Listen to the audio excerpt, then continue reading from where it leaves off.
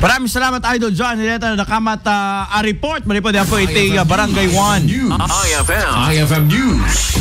Lokal. Congratulations once again Apo Kapitan Manny Morales and good job. Yeah. Sa pala kumata digiti na dumapay nga barangay council ket maki-benchmark da Apo nang ron na iti lupon taga pamayapa diyan sa may barangay 1 Lawag City mga idol. So encourage everyone not just in Lawag to ask kasano digiti pinamayanda maki-benchmark kayo Apo. Aya maki-partner kayo tapno aming lupon taga pamayapa ket naurnos aya alistong nga masimpa digiti nagdum mga problema Apo iti biyang ti barangay.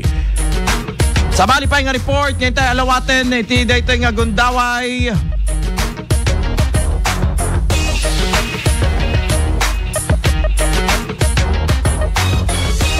Iti amen tayo ti sabali pa nga report talo a pulis Apo ti Ilim ti Nueva Era kinomendaran Apo iti Napolcom Region 1. Manipod pa lang Apo iti Nueva Era iti report ni Idol Lawrence. IFM News.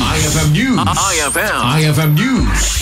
Lokal. Idol Lawrence, sa bali nga award dito, kamen. Yes, Idol Bernard, kasangwanan na dayta kahit ko mga i-congratulate dito na nga bakti na kurkura nga 2 gasot nga ribo a pesos iti ayamon na nga interview tayo into no madamdam. Ay wow, sana all. Sana all makabayad kan ti utang. Okay. Ngem iti report proper dayo kinamendaran ti National Police Commission dagiti talo a police officer Manipod Nueva Era Municipal Police Station nabigbig dagitoy ani PSSG Benji Gases, PSSG Kelvin Roland P Molines kani PSSG Clement Piedad. Dahito kat kalpasan at tinulungan da iti maysa na motorsiklo ana perjan nga agturong kuma EJ Danglas Abra basar ti report kat inlugan da iti motorsiklo ang nagturong EJ Danglas Abra usar ti mobile patrol iti Nueva Era MPS gapo iti daytoy ket pinadayawan ida ti Napolcom Region 1 ket imbatad da agapo iti daytoy nga aramid da ket agbalin ang baton lagip ken testamento iti Philippine National Police commitment iti biyang ti komunidad, public safety ken responsive law enforcement.